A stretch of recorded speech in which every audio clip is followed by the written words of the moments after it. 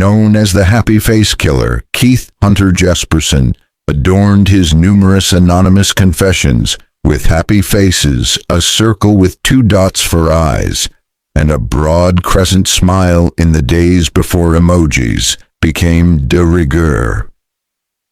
Born in Chilliwack, British Columbia in 1955, Jesperson suffered at the hands of a violent and abusive father and was shunned by his brothers and sisters. His father charged him $30 a week for bed and board, while his siblings lived for free. His brothers nicknamed him Igor, or IG, which made him an outcast at high school. Soon he was setting fire to things. Like many serial killers, he began his murderous career as a child, torturing and killing small animals. Then he graduated to killing stray dogs and cats in the trailer park where they lived to gain the approval of his dad. Soon he was fantasizing about killing people. At the age of 10, he had a friend called Martin. They would often get into trouble together, and Martin would frequently blame Keith for things he had done. This led Keith to attack Martin, violently beating him until his father pulled him away. He later claimed to have meant to kill the boy. A year later, Jesperson was swimming in a lake when another boy held him underwater until he blacked out. Sometime later, at a public pool, Jesperson took his revenge, attempting to drown the boy by holding his head underwater until the lifeguard stepped in. He had another ambition to become a Royal Canadian Mounted Policeman, but he was thwarted by an injury he sustained during training. After moving to the United States, he became a long-haul truck driver. At 20, he married. The couple had 3 children but divorced in 1990. During his marriage, his cruelty to animals did not stop. His daughter, Melissa, said he killed stray cats and gophers that wandered near their farmhouse. One day when she was 5, she watched, horrified, as he hanged kittens she had found in the cellar from the family's clothesline and beat them. He laughed as the kittens clawed each other, trying to make their escape, and enjoyed her screams and pleas. She ran to get her mother, and when they returned, the kittens lay dead on the ground. There was no surprise then when, while he was out on the road, his wife packed up her things and her children's belongings and went to live with her parents 200 miles away in Spokane, Washington. The marriage had irretrievably broken down when, on the 22nd of January 1990, he met 23-year-old Tanya Bennett in a bar in Portland, Oregon. They went back to a house he was renting and had sex. Afterwards, they argued and he strangled her with a rope. He went back to the bar to establish an alibi before dumping her half-naked body on a country road. 57-year-old Laverne Pavlinac read about the case and cooked up a way to rid herself of her abusive live-in boyfriend John Sosnowski. She told the police that he had killed Tanya Bennett. When the police proved skeptical, she told them that he had forced her to watch while he raped and murdered Bennett and helped him dispose of the body. He was charged with murder, she with abetting him. Fearing the death penalty, he pleaded no contest and was sentenced to life, eligible for parole after 15 years. She got 10 years. This was rather longer than she had anticipated, and she began to claim that she had made up the story. No one would listen. Meanwhile, Jesperson would later blame his father's bragging about the stray cats and dogs he killed for the murder. "All this did is spawn in me the urge to kill again," he said. "I began to think of what it would be like to kill a human being. The thought stayed with me for years, until one night it happened. I killed a woman by beating her almost to death and finished her off by strangulation. No longer did I search for animals to mistreat. I now looked for people to kill, and I did. I killed over and over until I was caught." Perhaps miffed that he was not getting the attention he deserved for the murder of Tonya Bennett, Jesperson wrote on a wall in the men's room of a Greyhound bus depot in Livingston, Montana. "I killed Tonya Bennett January 21st, 1990, in Portland, Oregon. I beat her to death, raped her, and loved it. I'm sick, but I enjoy myself too. 2 people took the blame, and I'm free." Alongside this was a happy face. A few days later, in the men's room at a truck stop in Umatilla, Oregon, he wrote, "I killed Tonya Bennett in Portland. 2 people got the blame, so I can kill again." Once more, there was a happy face. However, these messages gave the police few clues to go on. Besides, 2 people had already been found guilty and were in prison.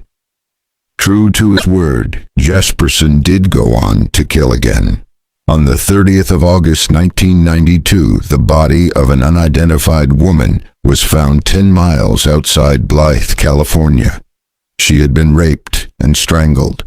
Jesperson called her Claudia, saying, "There was Claudia, a girl wanting a ride to Phoenix, Arizona with me. She tried to extort my wallet from me and died trying." A month later, the body of Cynthia Lynn Rose was found in Turlock, California. Jesperson claimed that she was a prostitute working the truck stop there who had climbed into his truck while he was sleeping. Attention seeker.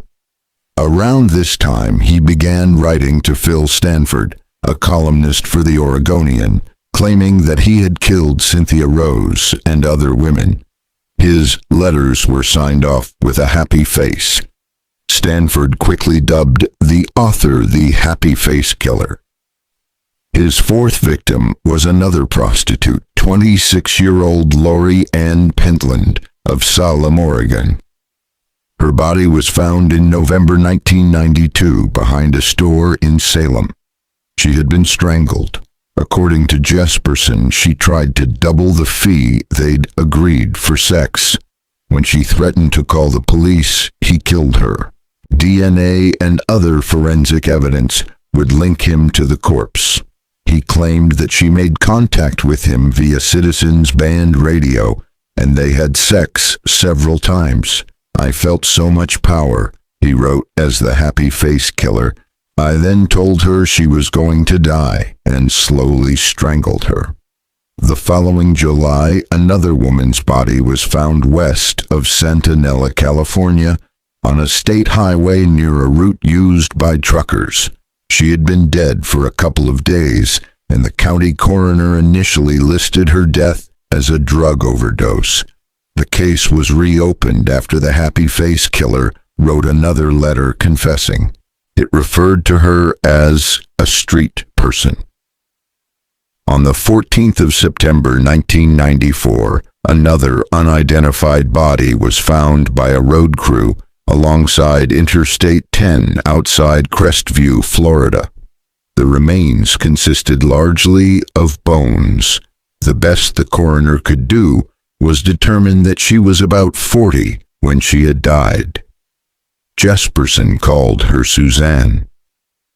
In January 1995, he picked up 21-year-old Angela Subriz in Spokane, Washington, and agreed to give her a lift to Fort Collins, Colorado. On the way, she changed her mind and asked him to take her to Indiana instead. Jesperson said that he became enraged because Angela would not have sex with him when they had stopped at a truck stop just east of Cheyenne, Wyoming. She kept bitching at him to keep driving in bad weather, so he strangled her by pressing his fist against her throat. Then he went to sleep in peace. When he awoke 3 hours later, he drove on into Nebraska. and pulled off into a rest area where he bound her body with black nylon rope and tied it face down under his rig. He dragged it along the road for about 10 to 12 miles to grind off her face and prints. Then he untied her body and threw it into a ditch along Interstate 80 near Gothenburg, some 250 miles east of Cheyenne. The nylon rope was still attached to her ankles when her body was found in September. It was so badly decayed, she was only identified by pelvic x-rays and a tattoo of Tweety Bird, aka Tweety Pie, making an obscene gesture on one of her ankles. Despite Happy Face boasting about his murders in the press, the police were none the wiser until Jesperson murdered his longtime girlfriend, 41-year-old Julie Ann Winningham, who, he came to think, was only staying with him for his money. He strangled her on the 10th of March, 1995, dumping her nude body on an embankment alongside State Highway 14, just east of the Clark and Skamania County line in Washington. Naturally, he was a person of interest in the case. The police close in. Checking with the trucking company he was working for, the police discovered that he was on the road to Pennsylvania. Then he was heading on to Texas, New Mexico, and Arizona. On the 22nd of March, Detective Rick Buckner of Clark County Sheriff's Department flew to Las Cruces, New Mexico, where he spent 6 hours questioning Jesperson, who refused to talk. With nothing to go on, the police had to release him. Nevertheless, Jesperson was convinced that he was going to be arrested. Twice he tried to kill himself by attempting to overdose on sleeping pills. Both times he awoke. Writing to his brother, he said, "Seems like my luck has run out. I will never be able to enjoy life on the outside again. I got into a bad situation and got caught up with emotion.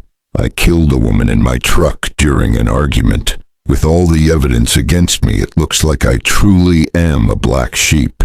The court will appoint me a lawyer and there will be a trial. I am sure they will kill me for this. I am sorry that I turned out this way. I have been a killer for 5 years and have killed 8 people. Assaulted more. I guess I haven't learned anything. Dad always has worried about me because of what I have gone through in the divorce, finances, etc. I have been taking it out on different people. As I saw it, I was hoping they would catch me. I took 48 sleeping pills last night, and I woke up well rested. The night before, I took 2 bottles of pills to no avail." After putting the letter in the mail, he called Detective Buckner from Cochise County, Arizona, and confessed to the murder of Julie Winningham. 6 days later, Buckner flew to Arizona to arrest him and bring him back to Washington. Arriving there, he called his brother and begged him to destroy the letter. However, on legal advice, his brother decided to turn the letter over to the police, as it would be unlawful to destroy or to hold on to evidence. The handwriting matched that in the letters Stanford had received. Shortly after the letter was turned over to the police, it was published by a number of newspapers. It was the beginning of a major flirtation with the media. "I was Arnold Schwarzenegger," Jesperson bragged to a reporter about his childhood experiences. "It was like I was playing war. When I looked at those dogs, they would squat and pee. They'd be so scared that they'd tremble." By his own admission, Jesperson enjoyed the fear he instilled in these animals and took great pleasure in watching and feeling the life literally drain out of them as they succumbed to death. It was an obsession. "You come to the point where killing something is nothing. It's the same feeling," he said, whether he was strangling a human being or an animal. You've already felt the pressure on the throat of them trying to grab air. You're actually squeezing the life out of these animals, and there isn't much difference. They're gonna fight for their lives just as much as a human being will. Buckner contacted law enforcement agencies around the country and asked them to open their cold case files on female homicide victims found near major highways and truck stops. He needn't have bothered. Jesperson told his attorney about his murders. Although he was advised to keep quiet, Jesperson refused to keep his own counsel. He wanted to be prevented from killing more women. Later, he gave more details to the press, signing his letters with his trademark happy face. He admitted to 160 murders, but recanted on many of his confessions, some of which were clearly fanciful. Only 8 have been confirmed. He pleaded guilty to the murder of Julie Ann Winningham, Tonja Bennett, Lori Ann Pentland, and Angela Subrise, earning himself 4 life sentences. This meant Laverne Pavlinak and John Sosnowski were released after serving 4 years. From prison, Jesperson would joke about murder, even offering a self-start serial killer kit. "This is the offer you all have been dying for, the self-start serial killer kit," he wrote. "Now you can be the only serial killer on your block. Learn from a professional serial killer.